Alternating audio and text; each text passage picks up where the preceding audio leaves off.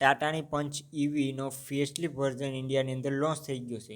શું નવું આવ્યું છે?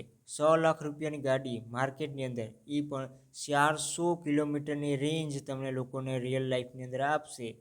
આવી કાર શું લીધા જેવી હશે કે નહીં હોય, આ વિડીયોની અંદર હું તમને સમજાવું કે શું બદલાવ થયો છે ટાટા પંચ ઈવી ફેસલિફ્ટની અંદર, અને શું આપણે જોવા નહોતું મળતું, શું જોવા મળે છે આજની તારીખમાં, એ બધી આ વિડીયોની અંદર વાત કરીએ. તો અહીંયા સૌથી પહેલાં તો હું તમને લોકોને સમજાવી દઉં કે પંચ જે ઈવી ઓલ્ડ આવતી હતી એની અંદર જે તમને લોકોને બેટરી જોવા મળતી હતી ને, એની અંદર તમને 80 કિલોવોટ આવરની અને 35 કિલોવોટ આવરની બેટરી જોવા મળતી હતી. આ બે વેરિયન્ટ જોવા મળતા હતા માર્કેટની અંદર. પણ હવે આની અંદર 5 કિલોવોટ આવર બેટરી વધારી દીધી છે, અને હવે જે આ નવી ફેસલિફ્ટ આવી છે એની અંદર તમને જોવા મળશે 30 કિલોવોટ આવર અને 40 કિલોવોટ આવરની આ બે બેટરી ઓપ્શન જોવા મળશે.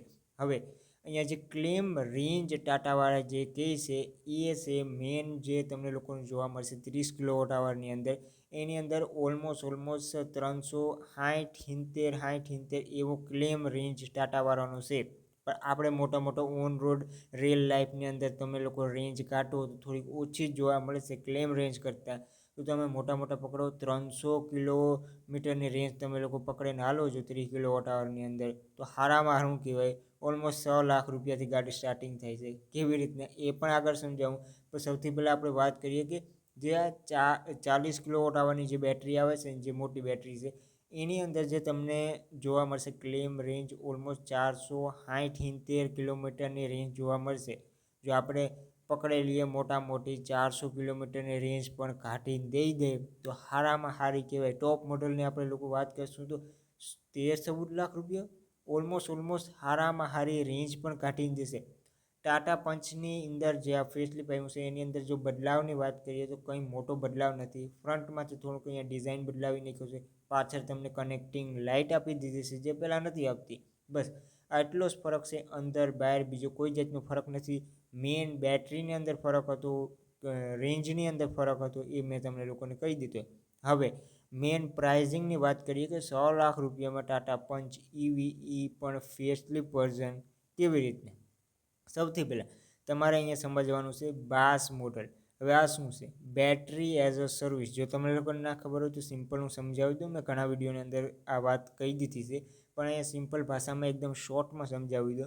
બેટરી એઝ અ સર્વિસનો મતલબ એ છે કે તમારે બેટરી નથી ખરીદવાની, તમારે કાર ખરીદવાની છે. બેટરી તમારે ઈએમઆઈ ઉપર કરાવવાની છે એક થર્ડ પાર્ટી કંપની થ્રુ, અને એ થર્ડ પાર્ટી કંપનીને તમારે જેટલા કિલોમીટર કાર હાંકશો, એટલે કે માની લો કે તમે 1 કિલોમીટર હાંકી તો પછી એ 1 કિલોમીટરના 2.100 રૂપિયા તમારે પે કરવા પડશે એ કંપનીને. મહિને તમે જેટલી કાર હાંકશો એટલા તમારે પે કરવા પડશે, અને એ ઈએમઆઈ તરીકેને એક રીતને તમને લોકોને જોવા મળશે. પણ જો તમારા એટલા ખર્ચવા ના હોય તો તમે લોકો ડાયરેક્ટલી પણ કારને ખરીદી શકો છો બેટરીની સાથે. પણ બેટરીને તમારે જો ન ખરીદવી હોય તો ઓનરશિપ તમારી પાસે નહીં હોય, કારની ઓનરશિપ હશે તો બેટરી તમે એક ઈએમઆઈ તરીકે કરી શકો છો, જેથી કરીને ખિસ્સા ઉપર વધારે ભાર ના આવે. અને આજની તારીખમાં જેટલી પણ ઇન્ડિયાની અંદર કાર આવે છે ને, એની અંદર આ જ ફોર્મ્યુલો વાપરવામાં આવે છે. કેમ કે આપણે બધાને ખબર છે કે આપણે રૂપિયા હાટું થઈને જ આ કારને ખરીદવાનો એક પ્રોબ્લેમ થતો હોય લોકોને. ઈવી ખરીદવી હોય પણ ના ખરીદી શકે, કેમ કે ઈવી મૂંઘી હોય, અને ઈવીની અંદર મેઇન વસ્તુ બેટરી જ હોય, અને બેટરી સૌથી વધારે મૂંઘી હોય છે. તો એ માટે આ ફોર્મ્યુલો ઇન્ડિયાની અંદર જ હાલે છે.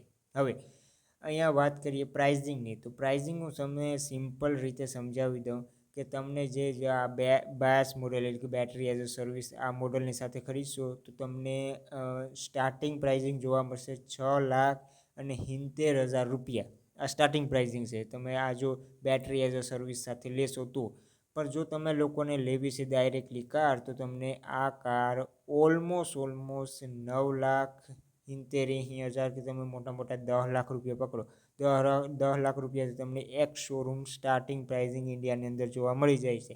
પણ આનો ટોપ મોડલની વાત કરું, જે 40 કિલોવોટ આવરની અને ટોપ મોડલ જે વાત કરું ને, તો એ ઓલમોસ્ટ 13 લાખ 13.5 લાખ રૂપિયા સુધી જાય છે. 14 લાખ પણ તમે મોટા પકડી લ્યો તો 14 લાખ રૂપિયા સુધી જાય છે. મારા ખ્યાલ પ્રમાણે આ એક હારામાં હારી તમને રેન્જ પણ આપે છે, બેટરી પણ વધારી દીધી છે તમને, અને હારામાં હારી રેન્જ પણ રિયલ લાઈફની અંદર આપશે.